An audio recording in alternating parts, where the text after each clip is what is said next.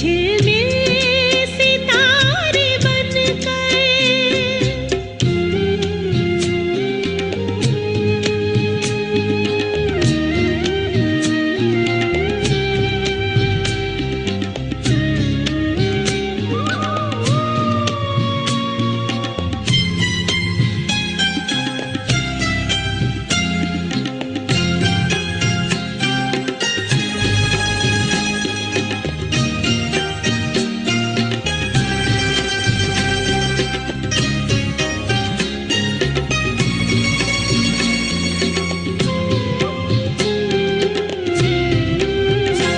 अव्यक्त है अनोखा अनुभव बड़ा निराला बेहद अतीन्द्रिय सुख चिर शांति प्रेम वाला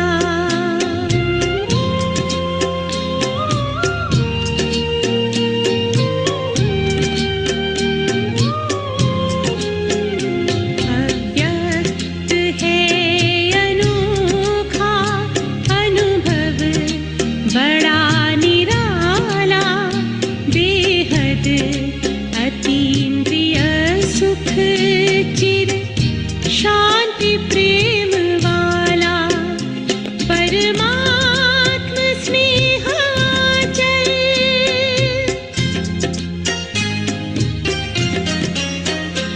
परमात्म स्नेह आचल से दूर कैसे जाए आए परम पिता से मंगल मिलन मनाए झिलमिल सितारे बनकर उड़ के वतन में जाए आए परम पिता से मंगल मिलन मनाए झिलमिल सितारे बनकर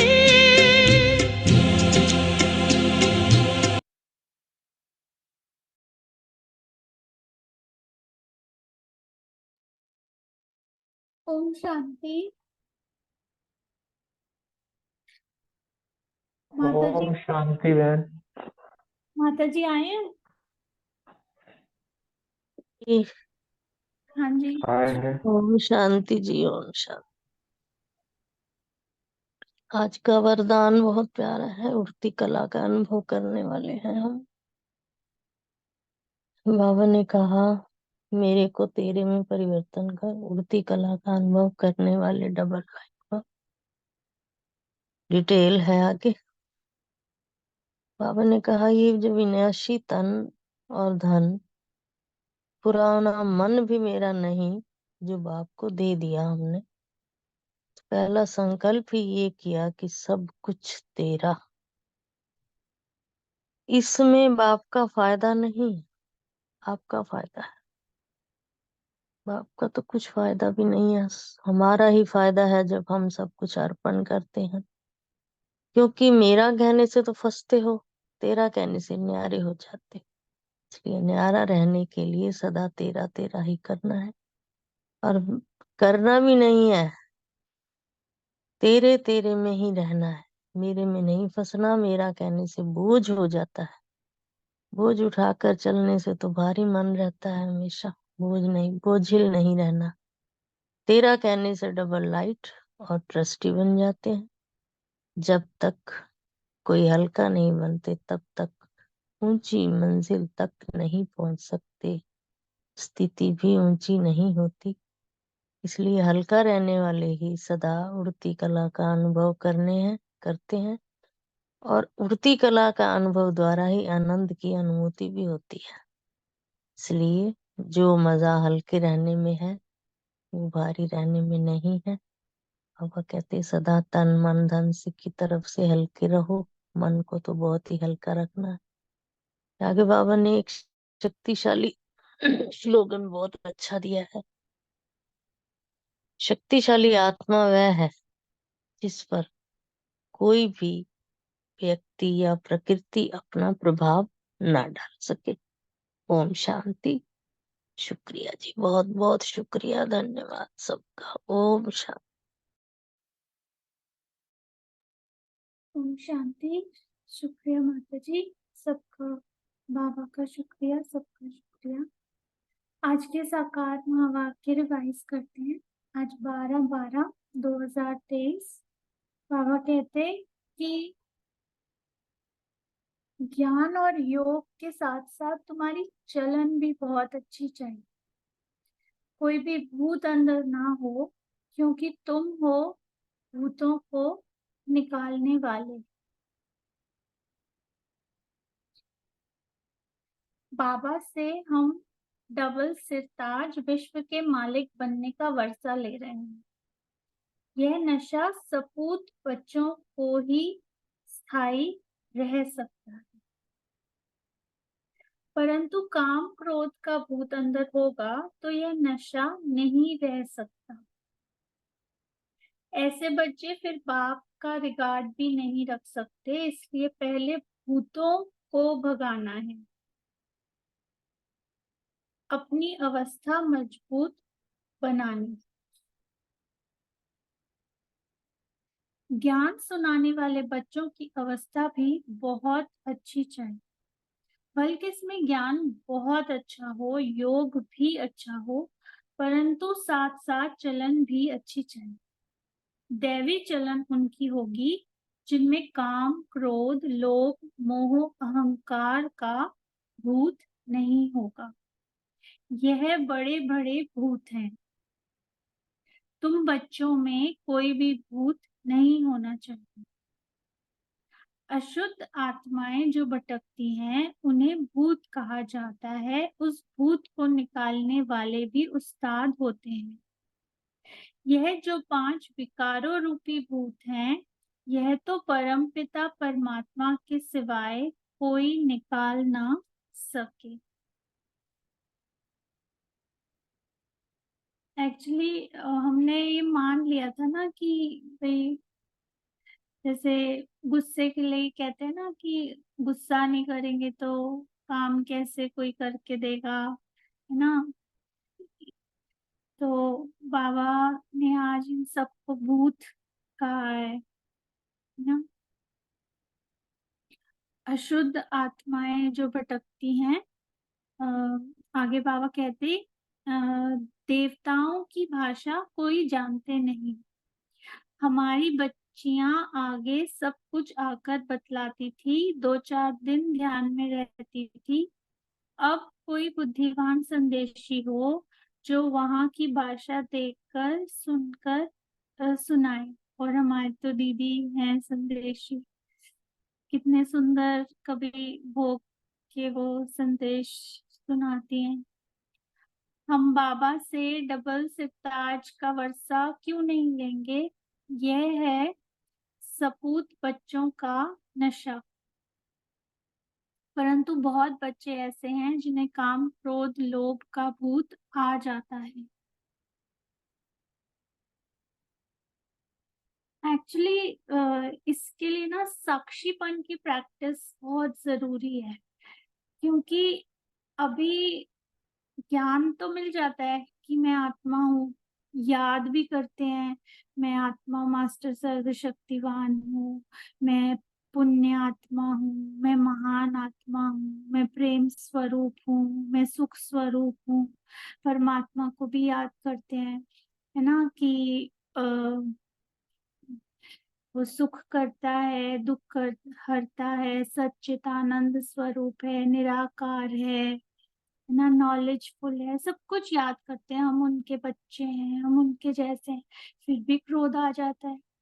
तो कितना भी जो है सुमान की प्रैक्टिस कर लो, और कितना भी योग में बैठ जाओ, घंटों घंटों भी बैठ जाओ, एक ही सुमान लेके भी बैठ जाओ, लेकिन फिर भी क्या होता है कि वो क्रोध आता है ना। तो उसको जो है ना, जब तक हम साक्षी होके नहीं देखेंगे ना कि अच्छा क्रोध आ रहा है, है ना, मन में क्रोध दिखाई दे रहा है, आत्मा देख रही है, आत्मा अपनी सीट पे सेट है, क्या बाबा के साथ कंबाइंड हो जाए उसी टाइम परम धाम में, मैं आत्मा बाबा के साथ हूँ और साक्षी हो के मैं ये मन में जो संकल्प क्रोध के उठ रहे हैं, मन जो भावना क्रिएट कर रहा है दूसरे के प्रति, उनको देख रही हूँ। मैं ये नहीं हूँ, मैं तो शांत स्वरूप आत्मा ही हूँ, या मैं मुझे कोई इच्छा नहीं है ना, मुझे कोई द्वेष नहीं है, ईर्ष्या नहीं है, कोई ऐसी भावना मुझे नहीं है। मैं तो बाप समान आत्मा हूँ। तो जब बार बार हम ऐसे अटेंशन देते हैं ना, तो जो है वो जो ये विकार है, ये भूत है, ये भाग जाते हैं। मन को मतलब समझाने वाली बात है। मन को साक्षी, अपने ही मन को साक्षी होके देखते रहेंगे तो वो भी जो है ऐसे संकल्प करने जो है छोड़ देगा। और जो अटेंशन और साक्षीपन, ये दो चीजें हैं जो हेल्प करती हैं। आगे आप सब बोले। Thank you. ओम शांति।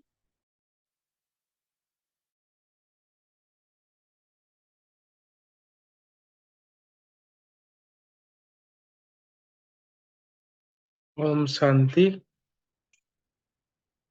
हाँ, साक्षी होने से ना विकार नहीं भागेंगे।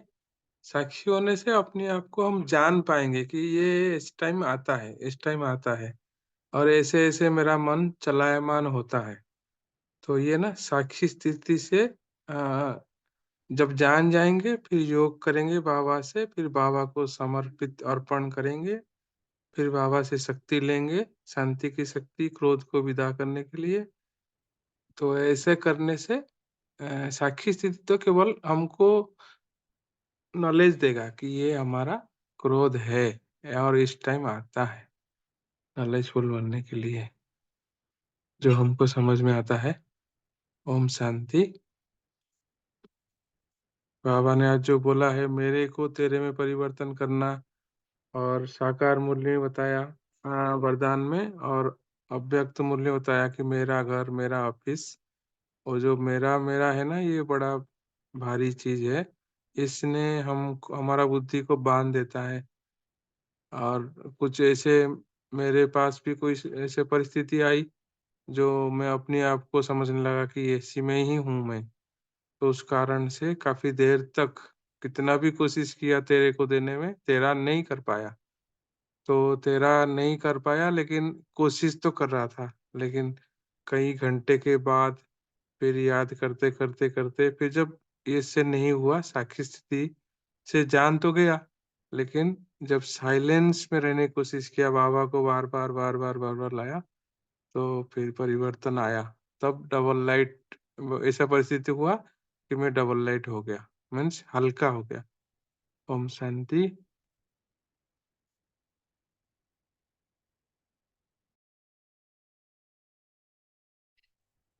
ओम शांति।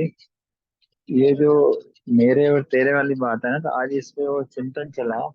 अपन तीनों दादियों को ले लें।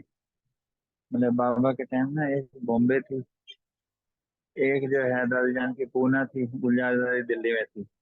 मतलब पार्ट ऐसे चेंज हुआ कि कहाँ से कहाँ पहुंच गए, कहाँ से ज्ञान आया, कहाँ से शक्ति आई। तो इन सब चीजों को बारीकी से देखो तो ये करण करावनहारी करा रहा है। जिसका जो पार्ट होता है ना, तो वाकई में ही मैपन जीरो हो जाता है देख के कि इतने सारे कार्य कैसे वो करण करावनहारी कराता है। तो मैं रियल में कुछ नहीं है। मतलब एक एक उनको ये देखो, या वैसे अपनी बैकग्राउंड में भी जाके देखो, लगता है पर करना कराना क्या है, कुछ नहीं करना कराना। वही कराता है, वही करता है, बस हम तो उंगली लगाते हैं, हाथ रखते हैं। तो ये सोचने से भी ना बड़े डबल लाइट स्थिति आएगी। Thank you.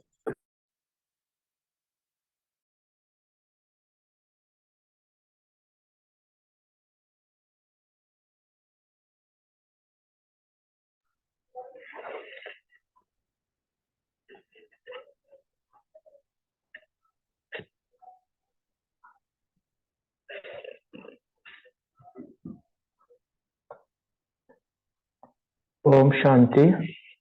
साकार मुरली का कोई पॉइंट किसी ने शेयर करना है तो उसका वेलकम है, नहीं तो फिर हम आज के जो है बाबा के जो अव्यक्त इशारे महावाक्य को लेते हैं। करें।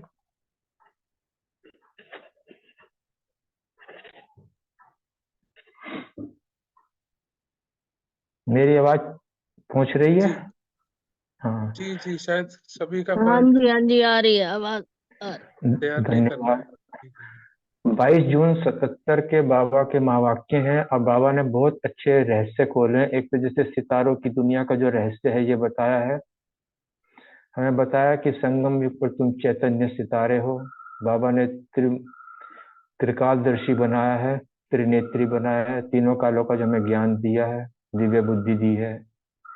बताया कि यही तुम जो है तुम्हारा पुजारीपन आरंभ जो होता है, अर्थात जो है तुम आधा कल्प बिता चुके होते हैं तब धर्म आत्माओं की स्थापना होती है। आप ही पूर्वज उन जो धर्म पिता आते हैं उनकी आत्मा उनके भी आधार आप ही चैतन्य सितारे हो। फिर एक बहुत बड़ा रहस्य खोला कि चंद्रमा क्या है। हम अक्सर कहते हैं चांद सितारों से पार परम धाम में जाना है, तो आज ये भी रहस्य खोल दिया कि चंद्रमा क्या। चंद्रमा अर्थात बड़ी माँ ब्रह्मा बाबा के लिए कहा है, और हम चैतन्य सितारे हैं। तो इस प्रकार जो है ये भी बताया कि जो है लकी सितारे, सफलता के सितारे, उम्मीदवार सितारे, इस पर प्रकाश डाला है। और जो मुख्य बात जो बताई है कि ट्रस्टी का अर्थ क्लियर करके बताया है कि ट्रस्टी अर्थात नष्टो मोहा। ट्रस्टी सहज कैसे बन जाएंगे? जब भी मुख से आए मैं, तो मैं आत्मा, जब भी मेरा शब्द मुख से निकले तो मेरा बाबा।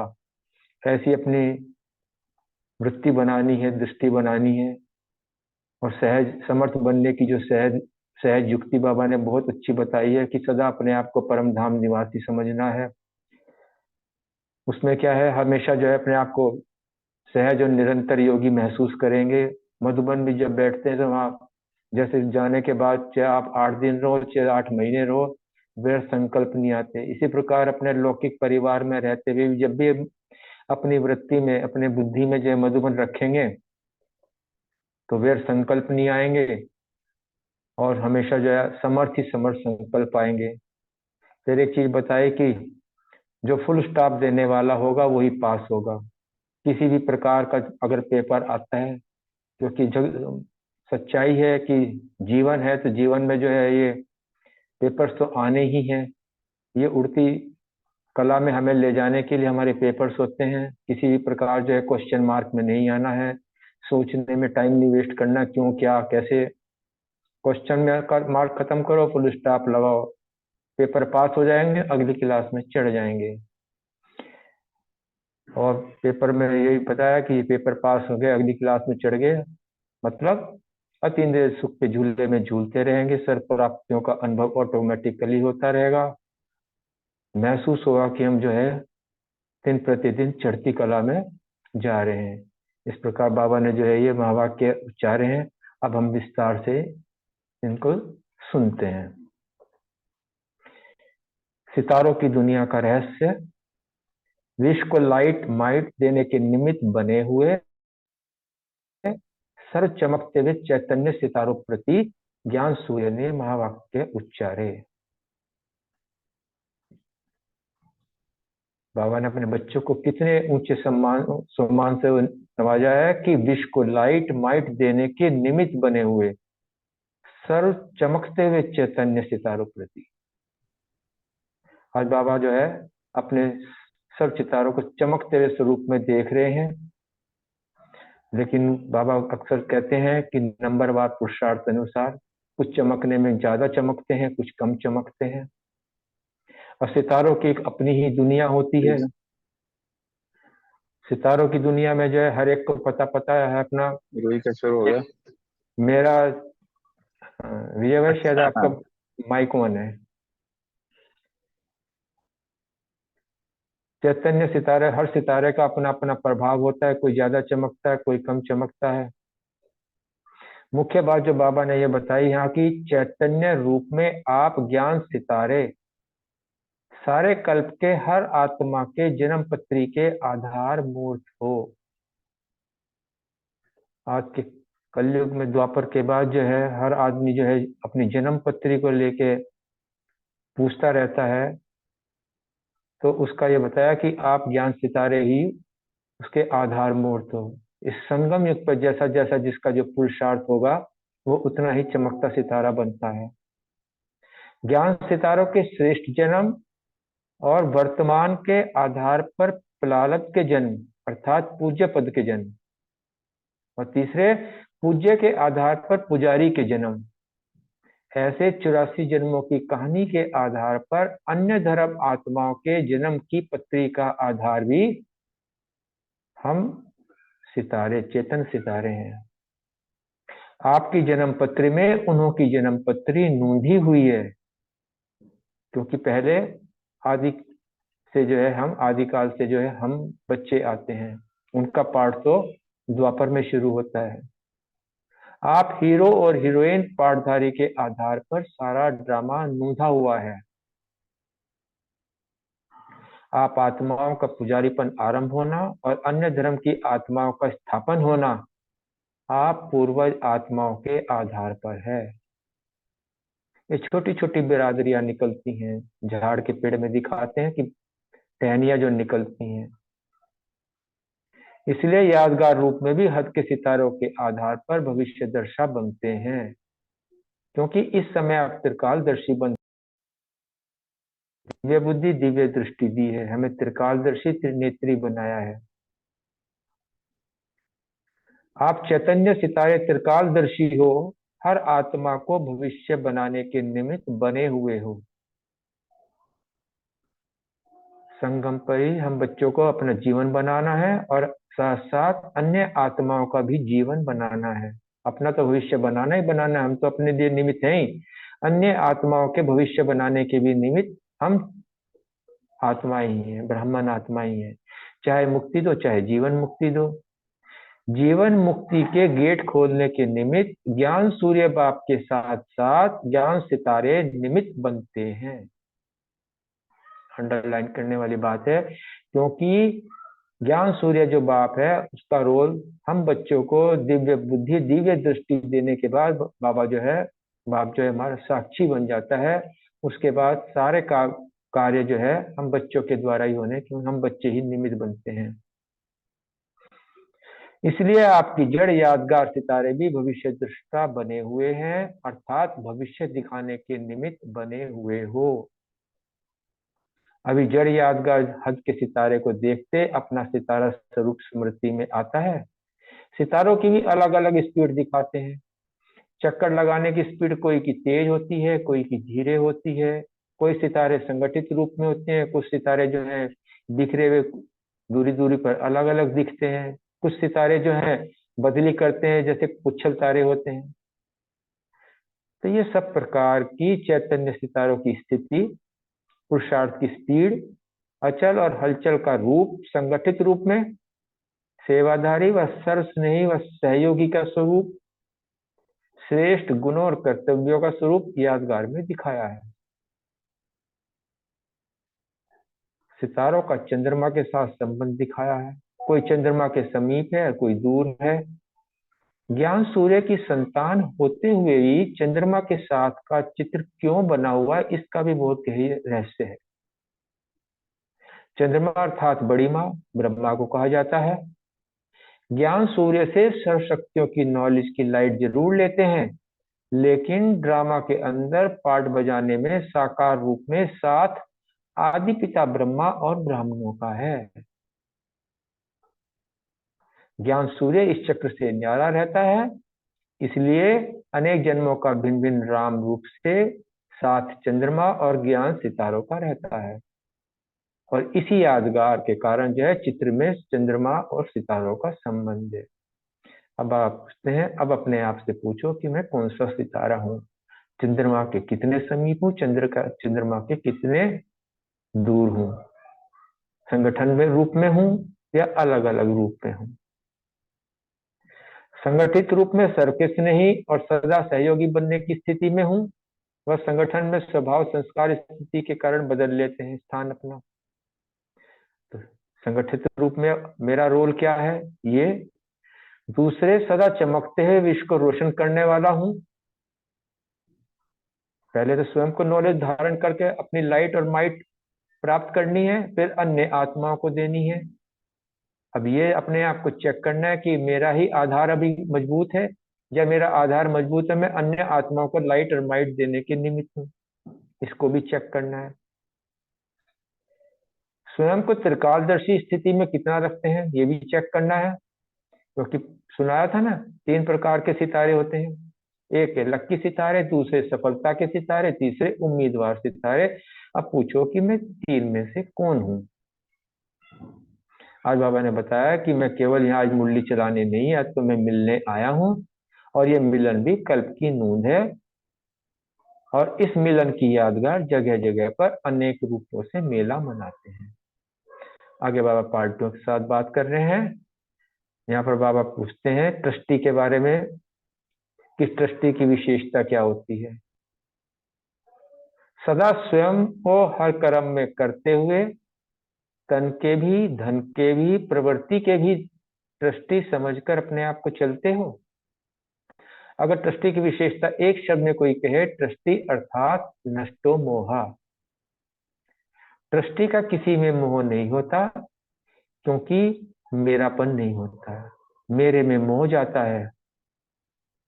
जो भी प्रवृत्ति के अर्थ साधन मिले हुए हैं वह सेवा के अर्थ संबंध होता है, उसमें मेरापन ना हो। लेकिन बाप दादा का दिया हुआ अमानत समझकर यदि सेवा करेंगे, साधनों को कार्य में लगाएंगे, तो सहज ही ट्रस्टी बन जाएंगे। निष्कर्ष यह है कि ट्रस्टी अर्थात मैंपन की समाप्ति और बाबा बाबा ही मुख से निकले ऐसी स्थिति बने। इसलिए बाबा ने अपनी एक पीछे मुरली में बताया था, जब भी मुख पर मैंपन आता है तो बोलो कि मैं आत्मा। और जब भी कभी मुख पे मेरा आता है, मेरा धन, मेरा पति, मेरी जायदाद, तो हमेशा मेरे के साथ एक बाबा शब्द जोड़ दो। तो ट्रस्टीपन की स्थिति अपने आप बनती चली जाएगी, सहज हो जाएगी। क्योंकि मेरापन है तो देभान आता है। मुख्य तौर पर जैसे अभी तन मन धन का बताया है, तो जो अगर तन के ट्रस्टी भी कहोगे मैं जो शरीर मुझे मिला है ये सेवार्थ मिला हुआ है, तो इससे देभान खत्म हो जाता है। मन परमात्मा में लगा रहेगा तो व्यर्थ के संकल्प नहीं आएंगे, समर्थ संकल्प आएंगे। धन अगर परमात्मा की अमानत समझ के यूज करेंगे तो धन में जो है खुटेगा तो नहीं, अखुटी बन जाएगा वो, बल्कि और वृद्धि होगी। तो जब से जन्म हुआ तब से पहला वादा यही किया है कि जो मेरा सो बाप का। तन मन धन जो सब कुछ दे दिया तो सब कुछ बाप का हो गया, मैं दृष्टि में एक निमित्त हूँ। मरजीवा हो गए, फिर मेरापन कहाँ से आया? कोई भी चीज अगर दी जाती है वापिस नहीं ली जाती है। सदा देही अभिमानी बनने का अर्थात नष्टा मोहा बनने का जो सहज साधन है, बुद्धि में सदा रहे कि मैं ट्रस्टी हूं। कल पहले के यादगार में अर्जुन को जो यादगार दिखाया है कि अर्जुन को सबसे ज्यादा मुश्किल कब आई थी? जब उसके अंदर मेरापन आया। क्योंकि युद्ध के मैदान पे जब उसने अपने हथियार गिर दिए थे, हाथ छोड़ खड़ा हो गया था कि उसको क्या मेरापन आया, तो उससे अपने सारे मेरे संबंधी तो नजर आने लगे, तो ये मेरा चाचा है, ये मेरा ताया है, ये मेरे भाई बंधु हैं। तो बाबा ने वही उसको जब जो ज्ञान दिया था, तो वो ज्ञान जो महाभारत का युद्ध नहीं है, ये यही जो है अब संगम युग पर यही ज्ञान चल रहा है। जब भी कभी हमारे अपने लौकिक परिवारों में जब मेरापन या मैंपन आ जाता है, तो ये वही स्थिति बन जाती है। तब वो परमात्मा आकर हमें ज्ञान से हमारे दिव्य चक्षु देकर हमें नष्टो मोहा बनाते हैं और अपनी आत्मिक स्मृति से हमें रूबरू कराते हैं, हमें आत्मिक स्मृति स्वरूप बनाते हैं। मेरा पति, मेरी पत्नी, मेरा घर, मेरे बच्चे, मेरी दुकान, मेरा दफ्तर, ये मेरा मेरा मेरा बहुत लंबी लाइन है। ये जो सहज जो है इसको मुश्किल कर देता है। और सहज साधन, सहज मार्ग का जो साधन सबसे बढ़िया बाबा ने जो बताया, नष्टो मोह अर्थात दृष्टि। नष्टो मोह स्मृति लब्धा। इन सब परिवार से जो भी है ये अपने आप को ट्रस्टी समझते हुए निमित्त हूँ, बुद्धि में सदा ये रहे, जब इस स्मृति से स्वयं और सबको भी सहयोगी बना सकेंगे। व्यर्थ को समाप्त करने और समर्थ बनने की बाबा ने जो सहज युक्ति बताई है कि क्योंकि मधुबन में अलग अलग स्थानों से, वैरायटी स्थानों से सब आते हैं, चाहे यूपी हो, चाहे गुजरात हो, चाहे महाराष्ट्र हो, दिल्ली हो, केरला हो, कर्नाटका हो, लेकिन स्टेट है सब अलग अलग। जब एक स्थान पर मधुबन में पहुंच जाते हैं तो सब अपने आप को कहते हैं कि हम मधुबन निवासी हैं। तो वही चीज बाबा ने बताई है कि सदैव अपने को परम धाम निवासी व पाठ बजाने के लिए मधुबन निवासी समझो। मधुबन निवासी समझने से नशा व खुशी रहती है।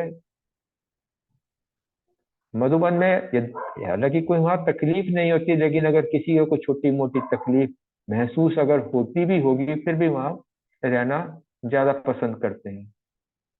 बाबा ने बहुत अच्छी बात की कि घर में भले डनलप के गद्दे पर सोते हो, लेकिन मधुबन में सोना, वहां की वाइब्रेशंस के बीच में सोना, उसका एक अलग ही महिमा है उसकी। मधुबन निवासी बनने से ऑटोमेटिकली सहज और निरंतर योगी बन जाते हैं। मधुबन की मुरली तो बहुत मशहूर है, सब मधुबन में आना पसंद करते हैं। मधुबन आया तो व्यर्थ संकल्प समाप्त हो जाते हैं, समर्थ संकल्प अनुभव होने लगते हैं, अपने आप ही बुद्धि में समर्थ संकल्प आएंगे, व्यर्थ संकल्प लोग मानो है ही नहीं अंदर। फिर बाबा ने बताया है कि जब अगर किसी भी प्रकार का कोई पेपर आता है तो घबराओ नहीं, क्वेश्चन मार्क में क्या, क्यों, क्या, कैसे नहीं होना चाहिए था वो वगैरह इस सोचने में अपना टाइम वेस्ट मत करो। क्वेश्चन खत्म करो, फुल स्टॉप लगाओ, पास हो जाएंगे, अगली क्लास में चेंज हो जाएंगे। फुल स्टॉप देने वाला फुल पास होगा। देखते हुए ना देखो, सुनते हुए भी ना सुनो, जो बाप ने सुनाया वही सुनो, जो बाप ने दिया है वही देखो। इस प्रैक्टिस से फुल पास होंगे। पेपर में पास होने की निशानी बताई, आगे बढ़ते रहना है, चढ़ती कला का अनुभव करना है, इंद्रिय सुख के झूले में झूलते रहना है, सर्व प्राप्तियों का अनुभव ऑटोमेटिकली होता रहेगा। याद प्यार नमस्ते दी बाबा ने, सदा बाप से मिलन मनाने वाले, संकल्प बोल और कर्म में सफलता के सितारे, सदा बाप को साथी बनाने वाले समीप सितारे, हर संकल्प से विश्व को लाइट माइट देने वाले, सदा चमकते हुए सितारों को बाप दादा का याद प्यार और नमस्ते।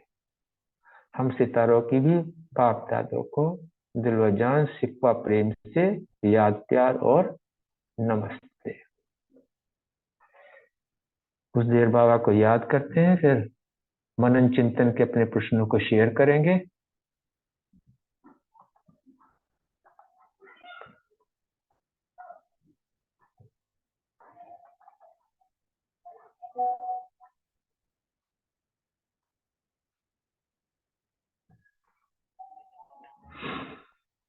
ओम शांति। पहला प्रश्न अनीता बहन और रोमा बहन से है, वह कौन से सितारों की दुनिया है जिसका गायन है, इस रहस्य को समझाएं। अनीता बहन। रोमा बहन, आपको पहले करना है तो आप कर सकते हैं।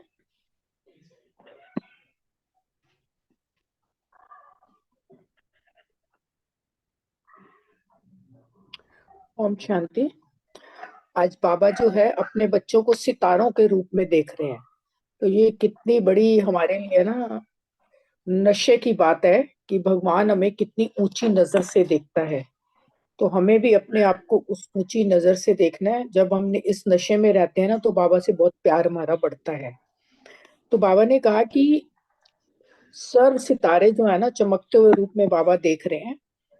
बाबा ने कहा सितारे सब चमकते हैं, लेकिन सितारों की दुनिया चमकने में अलग अलग होती है। अब ये सितारे कौन से हैं? ये सितारे बाबा ने कहा इस समय जो हम सब बाबा के बच्चे उनको सितारों के रूप में, उनका ही गायन स्थूल सितारों के रूप में है। मतलब इस समय जो बाबा ने यहाँ पे बताया है कि हमारी स्थिति होती है, जितना हम बाबा से हमारा प्यार है या हमारी बाबा से हमारी जो अपनी स्थिति है ऊपर नीचे होती है, कभी तो बहुत हम नशे में रहते हैं, कभी नीचे हो जाते हैं, उसका आधार बाबा ने बताया है कि आपकी इस समय जो स्थिति है ना, उसी के आधार से उन जो जड़ सितारे हैं ना, उनका गायन गाया गया है। तो बाबा ने कहा कि आप जो चैतन्य सितारे, ज्ञान सितारे, सारे कल्प की हर आत्मा की जन्म पत्री के आधार मूर्त हो।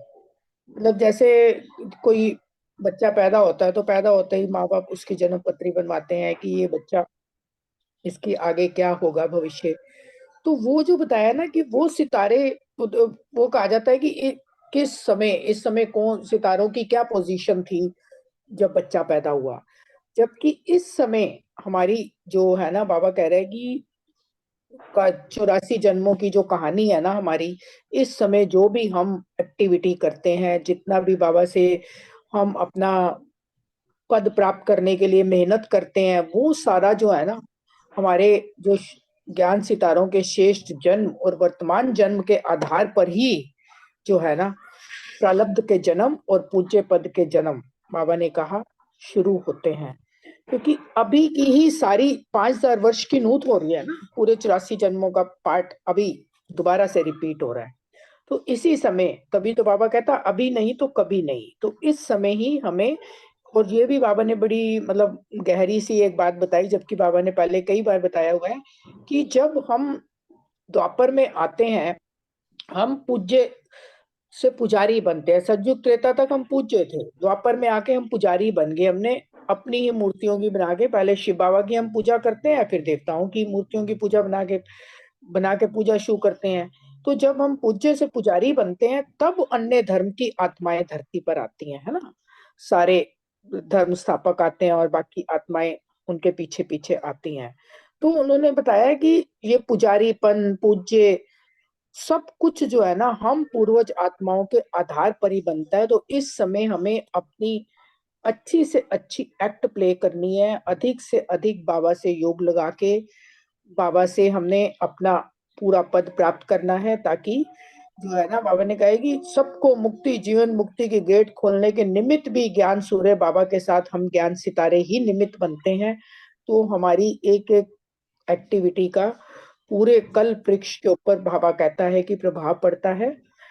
एक बार तो ये हम गए थे वहां पे दादी कॉटेज में, वहां पे एक दीदी की क्लास हुई थी, मुझे नाम नहीं याद वो कौन सी दीदी थी, शायद जो वहां पे, याद नहीं आ रहा उनका नाम मुझे।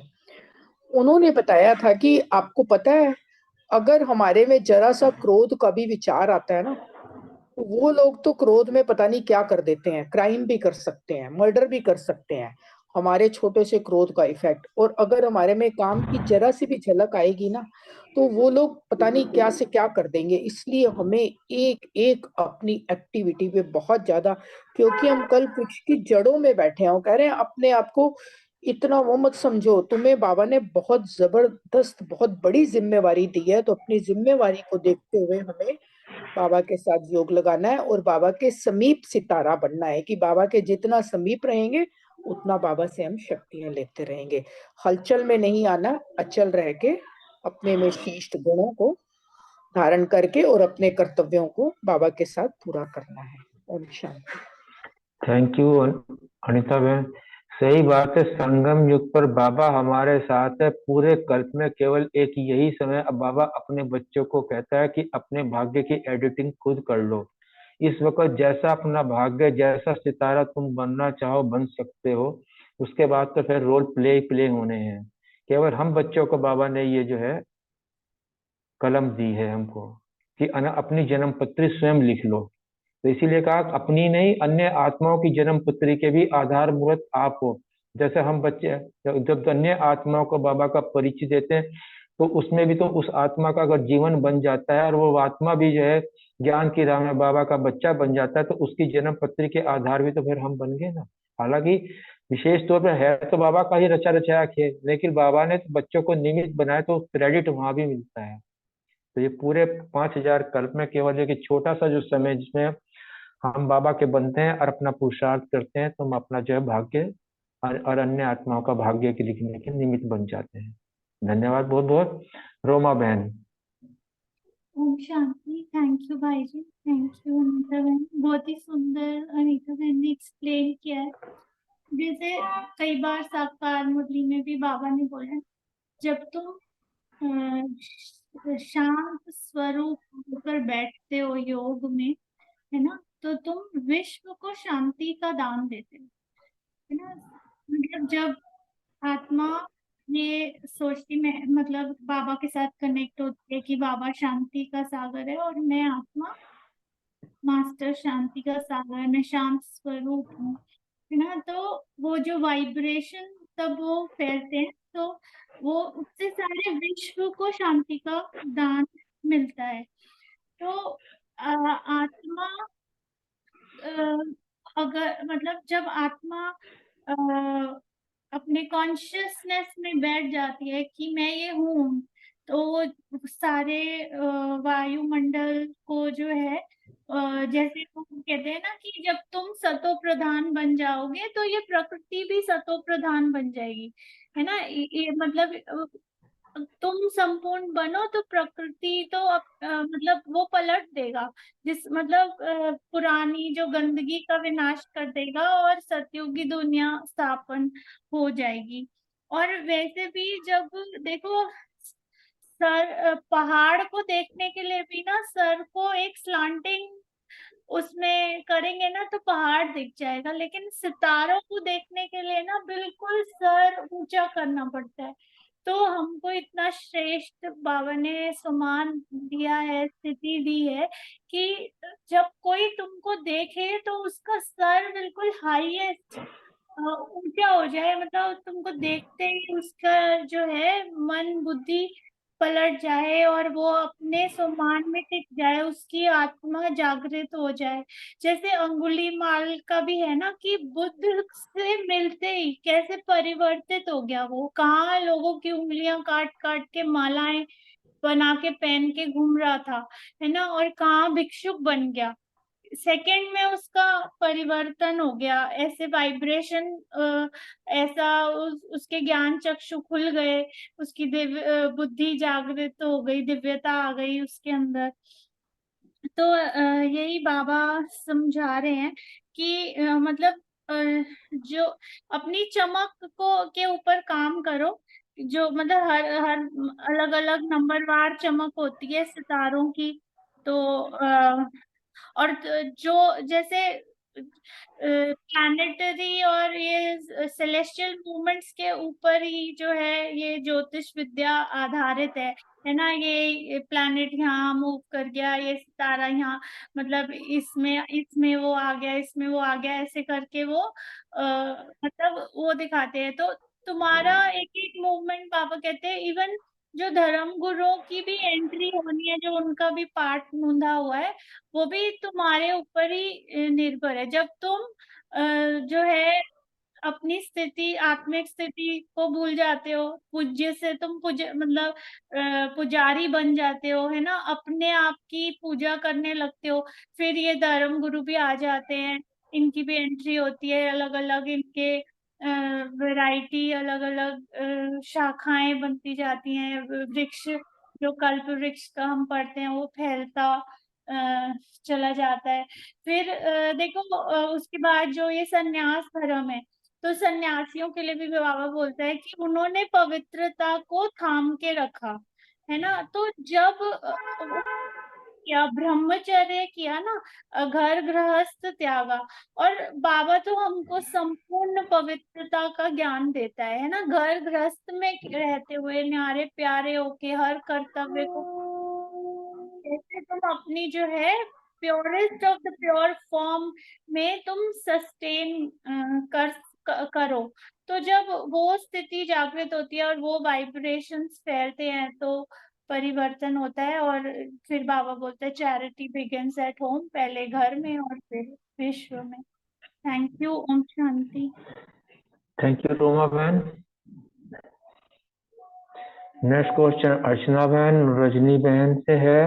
ज्ञान सूर्य की संतान होते हुए भी चंद्रमा के साथ का चित्र क्यों बना हुआ है, इस रहस्य को समझाएं। शांति ज्ञान सूर्य शिव बाबा हमारे पिता हैं।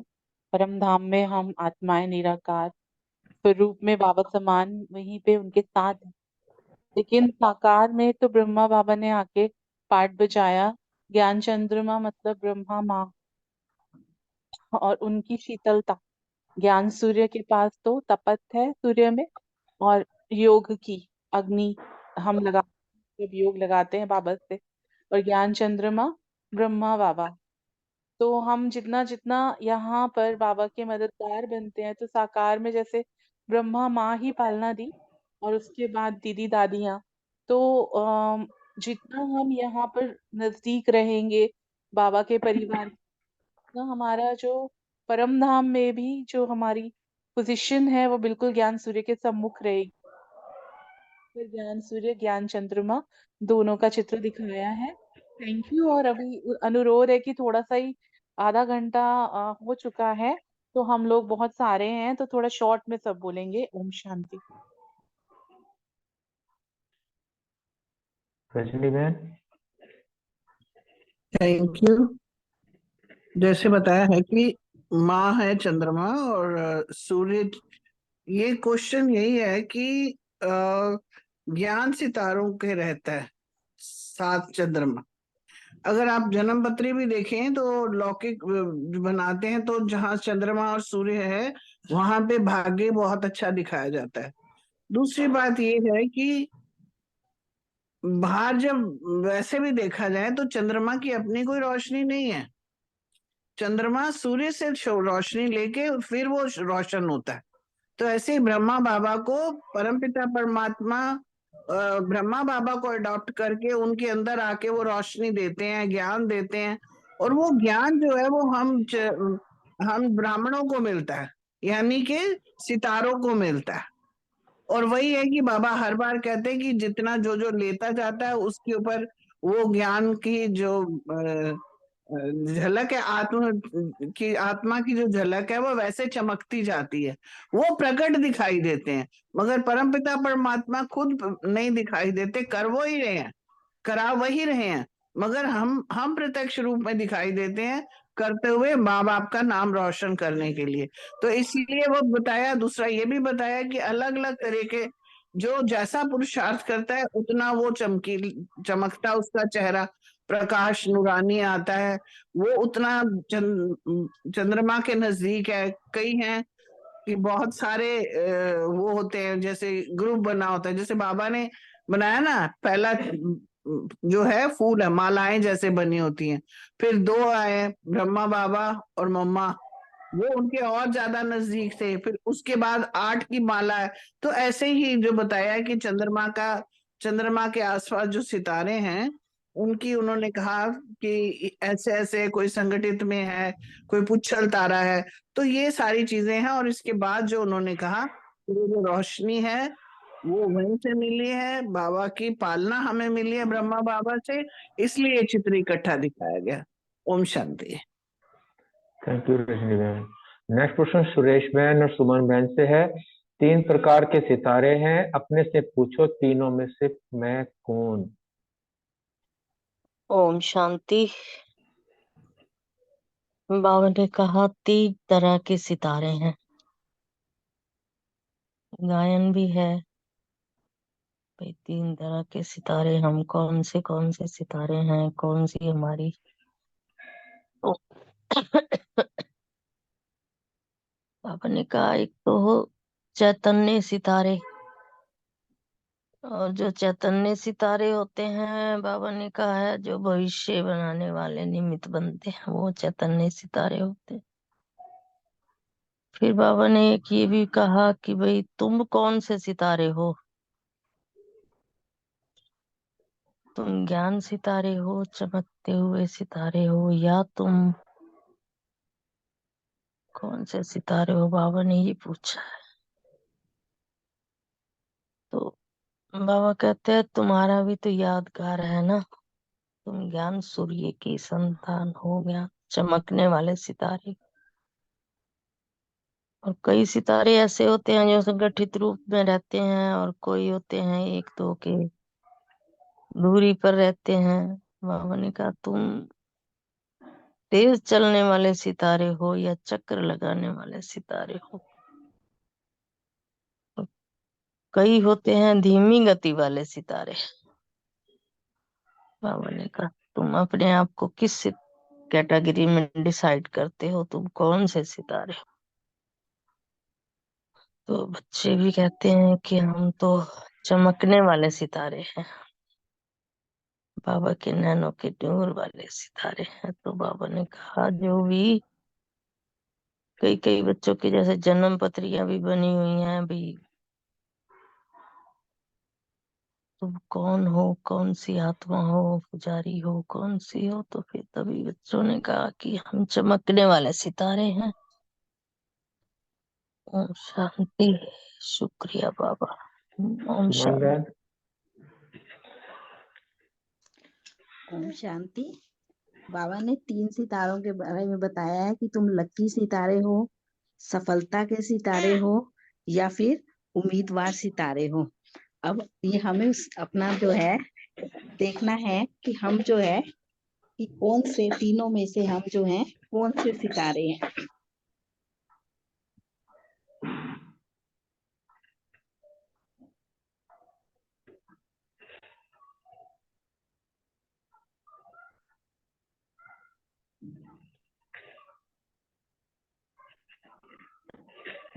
सुमन बहन आपकी आवाज नहीं आ रही है।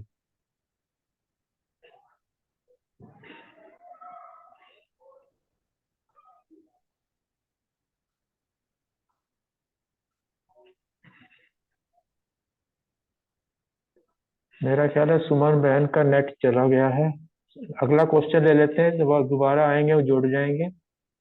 बलविंदर बहन, विनीता बहन, ट्रस्टी की विशेषता क्या होती है? ओम शांति। बाबा ने हम सबको बोला है कि अपना जीवन ट्रस्टी समान बनाना है। ट्रस्टी का मतलब ये है कि पूरा नष्ट मोह। नष्ट मोह का मतलब कि किसी भी चीज में मोह नहीं होना चाहिए। बाबा ने कहा हम तन के भी ट्रस्टी हैं, धन के भी, मन के भी, और प्रवृत्ति में रहते हुए भी अपने को ट्रस्टी समझ के चलते हैं। ये तन भी हमें बाबा ने सेवा अर्थ दिया है, क्योंकि अभी हमारा मरजीवा जन्म है ना। अब हमारा जो भी जीवन है बाबा की सेवा में हमने बिताना है, तो हमें तन की देखभाल जरूर करनी है, पर उसमें मोह नहीं रखना। धन में भी मोह नहीं रखना, धन को भी सेवा अर्थ लगा के ट्रस्टी समझ के उसकी संभाल करनी है। और प्रवृत्ति में रहते हुए घर परिवार में कोई भी, जितने भी हमारे संबंध हैं उनमें मोह नहीं होना चाहिए। ट्रस्टी होके उनकी सेवा करनी है और सर्व संबंध निभाने हैं।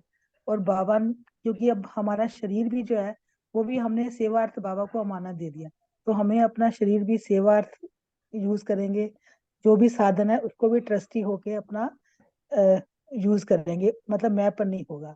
तो ट्रस्टी का मतलब यही है, इसमें मैंपन ना हो, क्योंकि मेरा करने से, मैं कहने से देह भान आता है। तो बाबा ने तो हमें बोला कि तन के भी ट्रस्टी बनो, मन के भी, धन के भी।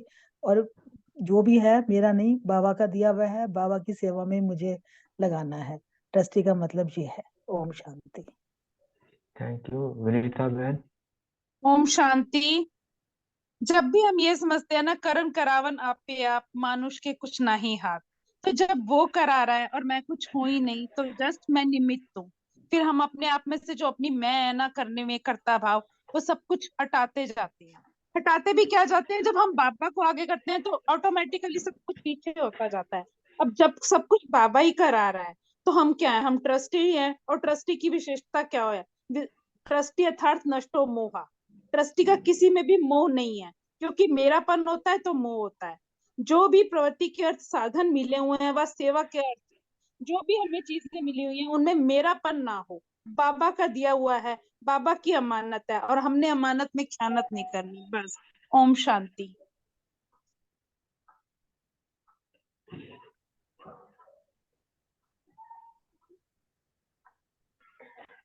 थैंक यू विनीता बहन।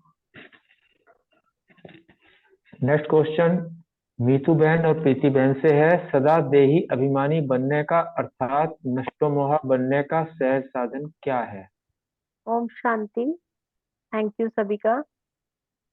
ओम देही शांति। अभिमानी का जो है अपनी देह से और अन्य देहधारियों से अटैचमेंट नहीं होता, वो हमेशा डिटैच रहता है, क्योंकि मेरे में ही मोह जाता है। अब इसके लिए 3 बातें बाबा ने बताई हैं, तन, धन और प्रवृत्ति। तन माना मैं ब्राह्मण आत्मा तो अवतरित हूँ, ये तन मेरा नहीं है।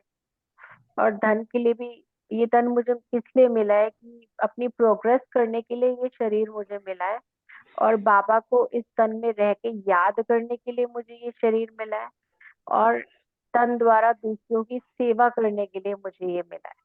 तो तन से हमारे ये 3 काम है। फिर धन से, धन भी मेरा नहीं है, जो तो जब ये मेरापन नहीं होगा तो इसके अंदर जब कुछ ऊपर नीचे होगा, अगर कोई परिस्थिति में ऊपर नीचे होता भी है तो मेरी स्थिति ऊपर नीचे नहीं होगी, अगर 13-13 समझेंगे तो मैं इससे हमेशा डिटैच रहूंगी। फिर प्रवृत्ति अर्थात बाबा के हम बच्चे हैं, घर में भी जो बच्चे हैं वो भी बाबा के बच्चे हैं, बाबा का घर है, परिवार बाबा का है, मैं बाबा की हूँ। हर बात में बाबा बाबा ही मुख से निकले। प्रवृत्ति में जो साधन मिले हैं वह भी सेवा अर्थ बाबा ने दिए। मेरापन है तो देह भान आता है। देही अभिमानी बनने का अर्थात नष्ट मोहा बनने का सहज साधन यही है कि मैं ट्रस्टी हूँ। बस ये बात हमें याद रखनी है। ओम शांति। थैंक यू मीतू बहन। ओम शांति। बहुत सुंदर मीतू बहन ने एक्सप्लेन किया। सबसे पहले तो नष्टो मोहाई, इसका अर्थ है ट्रस्टी, और जब ट्रस्टी बनते हैं तो अपना मोह किसी में नहीं होता, क्योंकि जो मोह है सिर्फ मेरेपन में, और जब मेरापन छूटेगा तो मोह अपने आप छूटेगा। तो बाबा ने वही बताया कि जो भी आपको साधन मिले, सेवा अर्थ या जो भी, जब है ही बाबा का दिया हुआ, अगर हम उसको अमानत समझ के यूज करेंगे और तो ट्रस्टी सहज बन जाएंगे। और अगर मैंपन रहेगा कि मेरा पन है, देह भान है, अगर तन के भी हम ट्रस्टी होंगे तब हम देही अभिमानी बन पाएंगे। तो जब हमने एक चीज बाबा को दे दी, जब हम जन्म लिया, हमने हम ब्राह्मण बच्चे बने, तो हमने तभी कर लिया कि 13-13-13। जब हम 13 कर रहे हैं तो दी हुई चीज तो हम वापस नहीं लेंगे। तो जब हम देही अभिमानी बनेंगे, देने के बाद हम अपना नहीं वो लेंगे, तब हम नष्टो मोहा बन पाएंगे। और उसके लिए तय साधन बाबा ने यही बताया कि मैं ट्रस्टी हूँ, मैं ट्रस्टी हूँ। ऐसे ही जब महाभारत हो रहा था तो अर्जुन को भी लगा कि जब उसको अपना परिवार दिखा तो उसको लगा मैं ये सब मर रहे हैं और मैं, तो जब उसको लगा मेरा परिवार, मेरा बच्चा, मेरी पत्नी, मेरा पिता, मेरे, तो उसको बड़ी मुश्किल होने लगी। लेकिन नष्टोमोह ट्रस्टी बनने का साधन ही है, मेरा मेरा समाप्त करके 13-13 करें, तो इससे हम सहज योगी भी बन पाएंगे।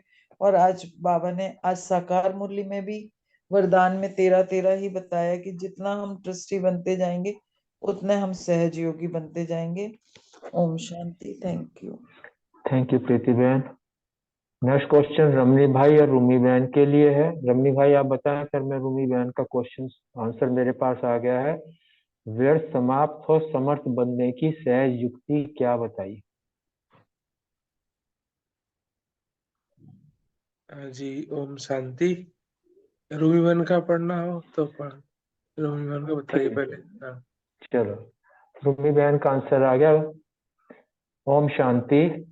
आज बाबा ने हमें विधि समझाई कि जब हम ब्राह्मण बच्चों को सदा यह स्मृति रहेगी कि मैं परम धाम निवासी व पाठ बजाने वाली मधुबन निवासी हूँ, तो हम व्यर्थ से मुक्त हो जाएंगे। अपने को मधुबन निवासी समझने से हमें नशा रहता है कि यह वो तपोभूमि है जहाँ मेरे प्यारे बाबा व हमारी दादियों ने तपस्या की थी, और इस कारण हमारा वहाँ सहयोग लगने के कारण खुशी भी मिलती है। हमारा बहुत सा समय व्यर्थ संकल्पों में चला जाता है कि मैं अपने संस्कारों को कैसे समाप्त करूं। अगर हम व्यर्थ का ही चिंतन करते रहेंगे तो वे संस्कार समाप्त हो जाने के बजाय बढ़ता जाएगा। इसकी बजाय बाबा की याद में रहें, उनका मुरली का मनन चिंतन करेंगे, सेवा में बिजी होंगे, तो व्यर्थ समाप्त होता जाएगा। सभी चैतन्य सितारों का बहुत बहुत शुक्रिया। हम चैतन्य सितारों का बहन आपको बहुत बहुत बहुत शुक्रिया, धन्यवाद। हाँ रमनी भाई। हाँ जी, ओम शांति। व्यर्थ और ऑपोजिट हो गया समर्थ। तो समर्थ जब आता है जब हम शक्तिशाली होते हैं। तो ये जो मधुबन की धरणी है उसकी याद में ही हम शक्तिशाली हो जाते हैं, क्योंकि मधुबन का धरणी में हम गए हुए हैं, मधुबन की पालना में पले हुए हैं, तो मधुबन की से बाबा से मिले हुए हैं। तो उस कारण से मधुबन हमको प्यारा लगता है, और मधुबन का याद आने से बाकी दुनिया हमको भूल जाती है। तब दुनिया भूल जाती है तो हम आत्मिक स्थिति का सहज अनुभव करते हैं। तो इसीलिए ये जब मधुबन का याद आने से तो हमारा व्यर्थ भी खत्म हो जाता है, माया भी भाग जाती है। तो इसलिए बाबा ने यही बताया कि मधुबन का याद में रहो। परम धाम जैसे तो परम धाम निवासी है, और जब कर्म करते हैं तब मधुबन निवासी, और घर को दफ्तर समझो। घर में आए हैं टेम्पररी या, लेकिन वो उल्टा हो जाता है, इसीलिए हम व्यर्थ में आते हैं। ओम शांति। थैंक यू रमनी भाई। अंतिम प्रश्न रितु बहन और विजय भाई से। जब किसी भी प्रकार का पेपर आता है, बाबा ने क्या समझानी दी, अपना अनुभव भी शेयर करें।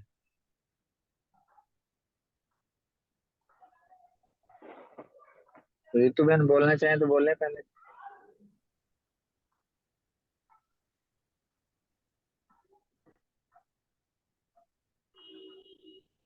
आप बोलो भैया, रितु बहन अच्छा नहीं है। ठीक। ओम शांति। बहुत सुंदर एक्सप्लेन किया सबने।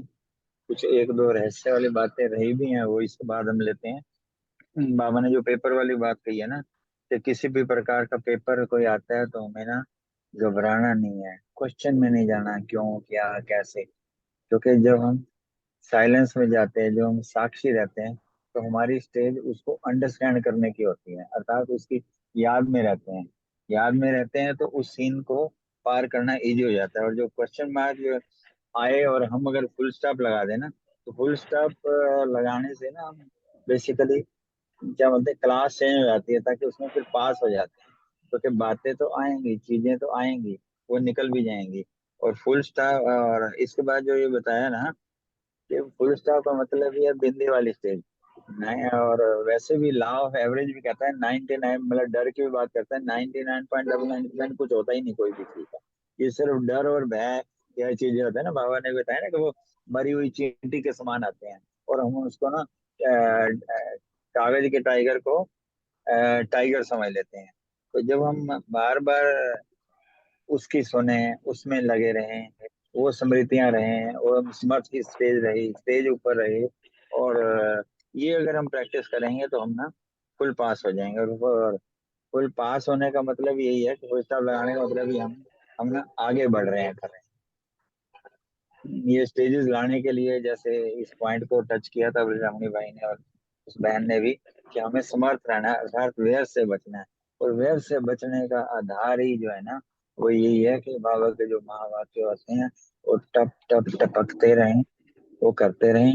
पर ये एक, मतलब इससे एक रिलेवेंस बात मेरे को एक याद आ गया कि एक बार ना निर्वैर भाई से एक भाई ने कहा कि हमें ना अद्वैत मुरली बहुत अच्छी लगती है। तो उन्होंने कहा कि इसका मतलब आप समझे ही नहीं हो कि साकार मुरली क्या है।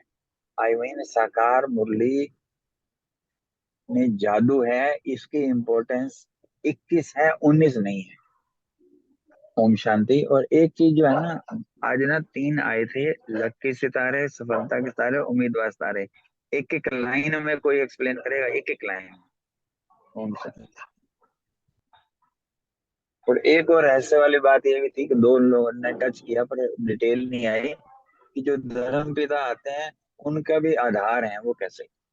Thank you.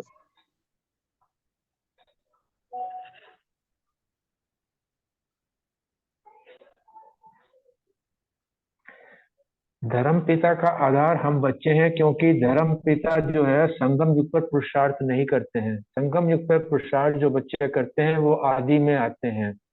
और जितने भी ब्रह्म ये धर्म पिता होते हैं ये सब द्वापर से आते हैं, इसलिए उनसे सीनियर्स हम होंगे। जो सीनियर्स होते हैं वही पहले आधार बनते हैं। और जैसे हमारी चलन होती है, जो जो द्वापर में जो जो भी रीत विधि बनी गई है वो संगम युग के आधार पर ही बनी गई। संगम युग मीन्स हम ब्राह्मण बच्चों की जो रीति विधि, हमारे जो क्रियाकलाप जो हैं वही आधार बनते हैं। तो द्वापर में जो धर्म पिता आए हैं वो अन्य आत्माओं, ये तो एक ड्रामा का एक पार्ट है कि अन्य आत्माओं ने आना है, लेकिन उससे पहले 2500 वर्ष तो जो है, आधा कल्प तो वो निकल ही चुका ना उनका।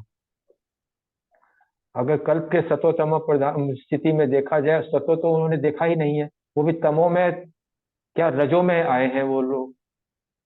तो इसलिए उनका आधार तो हम ही हो गए ना। मैं तो इतना ही समझ पाया हूँ, बाकी कोई शेयर करे और क्लियर करे।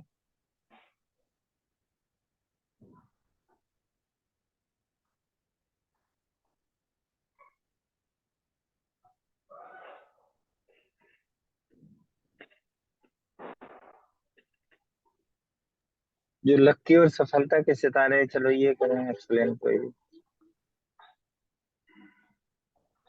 उम्मीदवार तो स्पष्ट है। मैं क्या, इसमें देखा जाए तो हम तीनों ही तरह के सितारे हैं। हम उम्मीदवार सितारे थे, तभी तो बाबा ने हमें चुना। बाबा ने नहीं, चुना आई डू हम एग्री, नहीं सितारे बिल्कुल बने, ठीक कह रहे हैं आप। लक्की और ना। सफलता के और सितारे में क्या हमें करते बाबा ने सफलता का वरदान दिया, हम सफलता मूर्त सितारे बने। ठीक है ये कि नहीं? कोई और स्पष्ट करे, पुरुष कोई और ये स्पष्ट करे। ये पुरुषार्थ की परसेंटेज के हिसाब से है। उम्मीदवार नहीं, सितारे मीन्स वो तो बाबा ने ठीक है। बना लिए, उम्मीदवार बन गए हैं। लक्की सितारे मीन्स जो बाबा के समीप के सितारे, जिनका पुरुषार्थ जो 8 की माला जैसे कह सकते हैं। दूसरे सदा सफलता के, ठीक है बाबा के बन गए, बाबा का है तो बाबा के बनेंगे तो सफलता तो जन्म से अधिकार है ही उनके। तो ये पुरुषार्थ की परसेंटेज के हिसाब से है। 3 कैटेगरी में बांटा है इसको। जो ऊपर की लेयर है 90+ के, वो लक्की सितारे हो गए। उसके कम के जो है वो सफलता के सितारे हो गए। तीसरे जो है उम्मीदवार के सितारे।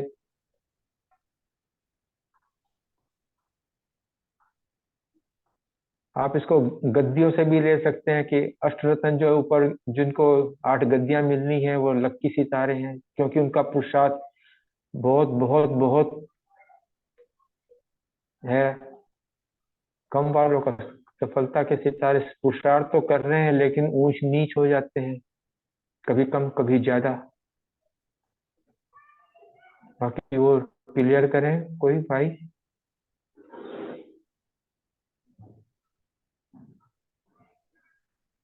हम शांति, एक ओम। मुरली में उम्मीदवार सितारों के लिए बाबा ने ये भी बोला था कि हम जो है ना उम्मीदवार आत्माओं को भी उम्मीदवार बनाने वाले हैं। ये भी बाबा ने यूज किया था।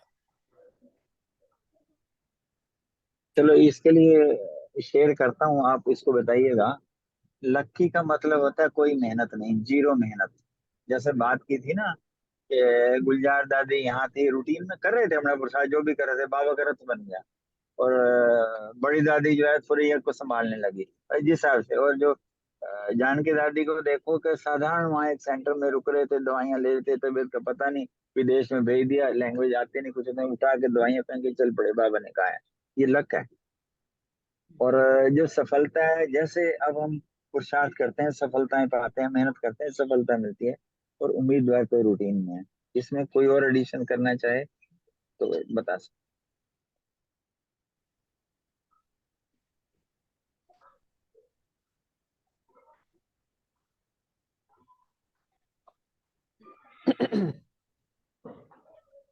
हमारी भी लाइफ में वैसे, जब बलविंदर खान ने बात की थी, तीनों ही सितारे हैं हमारी लाइफ में। कई चीजें होती है को मैंने थोड़ी करते हैं, तुरंत हो जाती हैं सारी चीजें।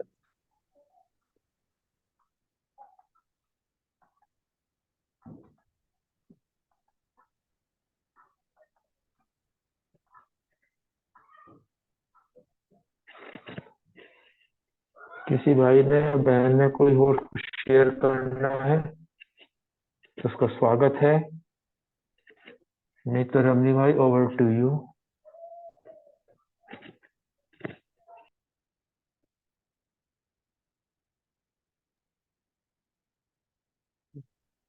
हाँ जी, ओम शांति। सबने सही बताया। अभी तो टाइम भी हो गया है, अभी एंड करते हैं, फिर डिस्कशन करेंगे। ओम शांति।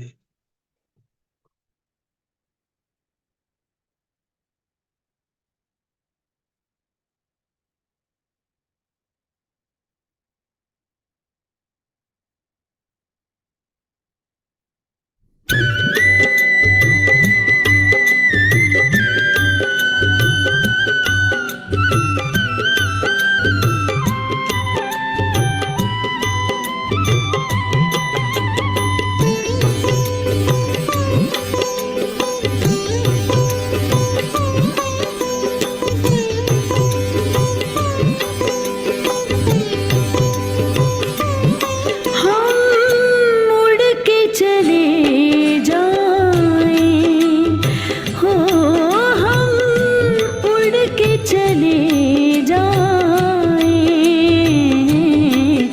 उस प्यारे से वतन में, हो उस प्यारे से वतन में, उस मीठे से वतन में, हो अव्यक्त वतन में, हो हम उड़ के चले जाएं, हो हम उड़ के चले जाएं